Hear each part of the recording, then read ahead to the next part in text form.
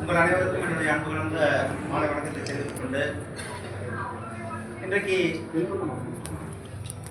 சென்னை உயர்நீதிமன்றத்தில் நடைபெற்ற மத்திய அரசாங்க வழக்கறிஞர்களுடைய சந்திப்பு கூட்டம் மரியாதைக்குரிய மாண்புமிகு சட்டத்துறை அமைச்சர் அவர்களிடத்தில் நம்முடைய வழக்கறிஞர் திரு பால் கனகராஜன் அவருடைய டீம் ஏற்பாடு செய்திருந்தார்கள். அதில் மாண்புமிகு மத்திய சட்டத்துறை அமைச்சர் அவர்கள் கலந்து கொண்டு புதிதாக தேர்ந்தெடுக்கப்பட்ட புதிதாக நியமிக்கப்பட்டிருக்கின்ற மத்திய அரசாங்கத்தினுடைய வழக்கறிஞர்கள் அனைவருக்கும் அவருடைய வாழ்த்துக்களை பகிர்ந்து கொண்டு நம்முடைய வழக்கறிஞர்கள் மூலியமாக குறிப்பாக மத்திய அரசாங்கத்தினுடைய வழக்கறிஞர்கள் சார்பில் சில கோரிக்கைகள் வைக்கப்பட்டது. அதில் மத்திய அரசாங்கத்தில் வழக்கறிஞர்களாக இருப்பவர்களுக்கு தனியாக ஒரு அடையாள அட்டை வேண்டும் என்று கோரியிருந்தார்கள். அதை மத்திய சட்டத்துறை அமைச்சர் திரு அர்ஜுன் ராம் மெக்வால் அவர்கள் உடனடியாக ஒப்புக்கொண்டு உடனடியாக உங்களுக்கு அடையாள அட்டைகள் வழங்கப்படும் என்ற அந்த அறிவிப்பை அதே மேடையில் வெளியிட்டிருக்கிறார்கள். அதே போல கட்டணம் லீகல் ஃபீஸ் உயர்த்த வேண்டும் என்ற கோரிக்கையை உடனடியாக அது ஏற்கனவே 10 வருஷமா அதே ஒரே அமௌண்டே இருக்கிறது. அதற்கான அந்த வழிமுறைகள்லாம் பார்த்து உடனே அதையும் உயர்த்தி கொடுப்போம் என்ற அந்த உத்தரவாதத்தை கொடுத்திருக்கிறார்கள்.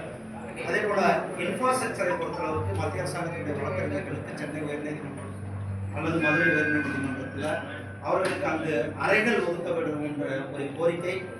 அது இடம் பிரச்சனை என்று சொன்னார்கள்.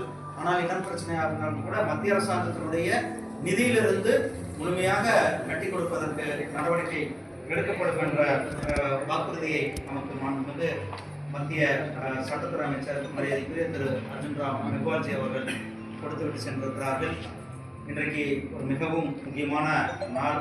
நம்முடைய வழக்கறிஞர்கள், அதுவும் குறிப்பாக நம்முடைய பால் கனகராஜன் அவர்கள், திரு வணங்காமணி அவர்கள், இருக்கிற அனைத்து வழக்கறிஞர்களும் ஒரு மிகவும் உத்வேகத்தோடு மத்திய அரசாங்க வழக்குகளை எதிர்கொள்வதோடு பாரதிய ஜனதா கட்சியினுடைய நிர்வாகிகள் மேலே போடுகின்ற வழக்குகளை அவர்கள் எதிர்கொண்டு வருகிறார்கள்.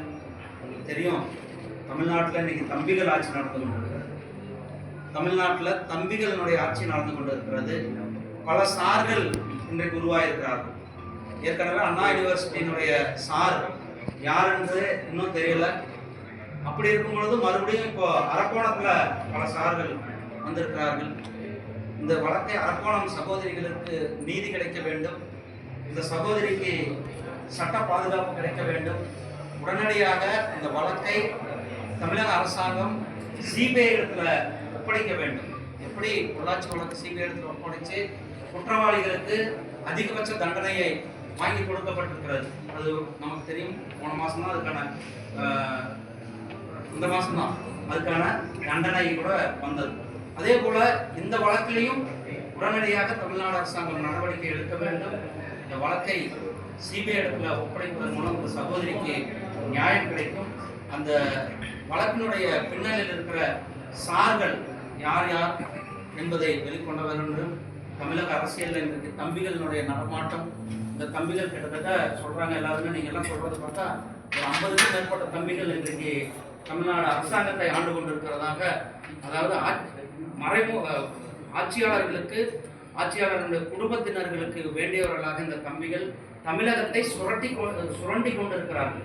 தமிழகத்தை சூறையாடி கொண்டிருப்பது நாம் பார்த்து கொண்டிருக்கிறோம். இந்த தம்பிகள் மேல கடுமையான நடவடிக்கை எடுக்க வேண்டும்.